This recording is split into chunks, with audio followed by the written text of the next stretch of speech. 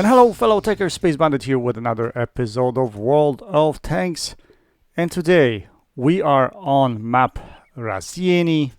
We are in a Kranvagn tier 10 Swedish heavy tank, auto-loading heavy tank. And we're gonna check our settings to make sure everything's good, because yeah, I don't know why I thought my settings were off, because my aim wasn't the best, but it is what it is. Every once in a while that's what happens. I think I need a new controller, because lately my aim has been quite horrible. Regardless, we have a very special game for you today. Actually, not really exceptionally special, but pretty darn good. We are gonna run into a situation quite hectic in this game, and we're gonna end up holding a flank with everything we've got. So Kranvagn, I guess, is one of those tanks that can actually do this. All you need is a little bit of support. And in this game, you're gonna see I'm gonna get this little bit of support, which in some games I don't get. In this game I will. And we will prevail.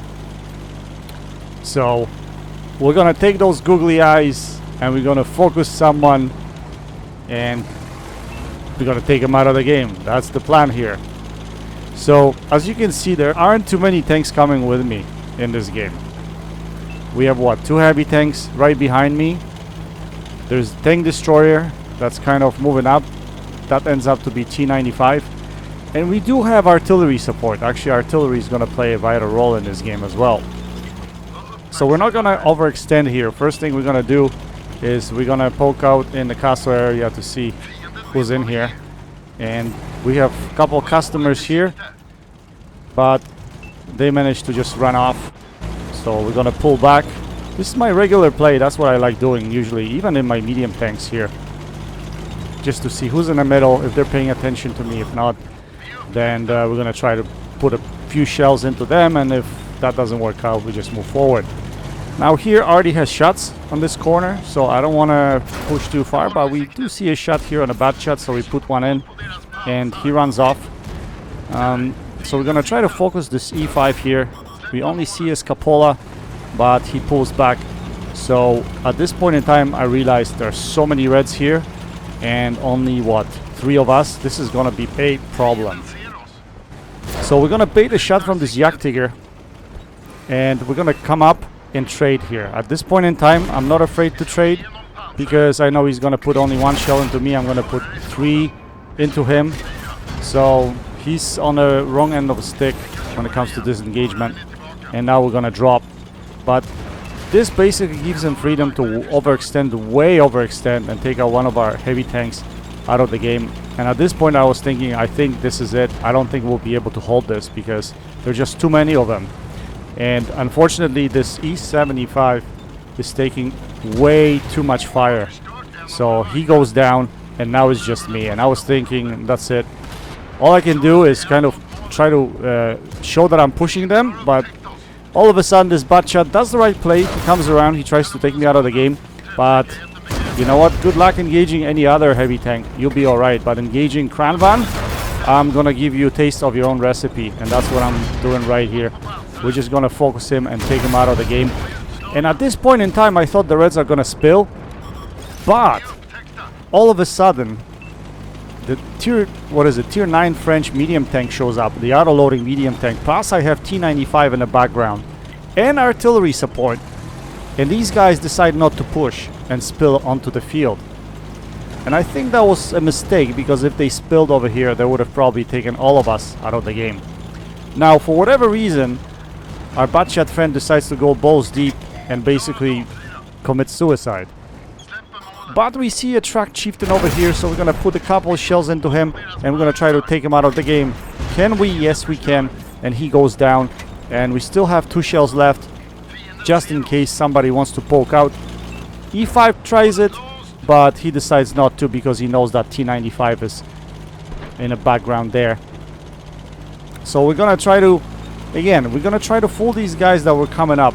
I'm gonna try to fool them that I'm fully loaded, that I want to attack. That's basically the idea here, so that they don't push me. But I'm not really gonna push over the ridge. In the meantime, I see this machine coming up and I'm like, okay, that's probably game over for me. So we put one shell into him, he gets struck by T-95 and we take his head off. And that was great. It was fantastic. So as you notice, we have a broken gun at this point in time, and we had a broken gun for a while, but at close distance like this, you can make this gun work even when it's broken. So I wasn't really concerned when it comes to that. And at this point in time, I think these guys decided that they don't want to push me no more. So if they don't want to push me, I'm gonna push them, right? They basically changed their attention to the other side of the map, actually to the middle of the map, where all of our tanks showed up after winning the other flank. So we're gonna line up a shot at this Wheezy 5A, and here I was gonna track him. I was actually trying to track him, but because of broken gun, that shell goes a little bit high and to the right, and we don't manage to track him. We could have juiced him there nicely, but we can't. But at this point in time, it's late in the game. I don't care if I'm outnumbered. They're gonna both change their attention to me, but I don't really care. I just want as much damage as I want. We put one shell into this E5, we ammo rack him. We're gonna try to hit his cupola, but this lag, unfortunately, we can't hit him. And I didn't think that 5A was actually gonna go around and try to engage me, but he did. So he's gonna take me out of the game, unfortunately, because I'm gonna reload. But I did my damage in this game, so we're gonna watch the closing stages here as we see this Tusk going around and trying to take out the Wheezy. He does a nice juke over here. He's gonna put a shell into his behind, but he doesn't pen him for whatever reason. I guess that shell goes in the track, but friendly Chisel shows up and they take Wheezy out of the game. So relatively close game. We ended up with only 3 tanks and artillery left on our team, but we managed to hold that flank. That was crazy, crazy, crazy, crazy how we managed to hold that flank. So we ended up with 5.5k damage. It's only class 2 game, but the whole fun in this game was the fact that we were able to hold, and with minimal numbers we were able to withhold from the Reds and hold the position and win this game for the team. So we ended up with 1435 base XP, not that much, 3 kills, but top of the leaderboard. We fired 16 shells, we had 15 direct hits and 15 penetrations. Very, very satisfying win, guys. Anyway, guys, I hope you enjoyed this video. That's it for today. Until next time, happy tanking, Space Bandit checking out.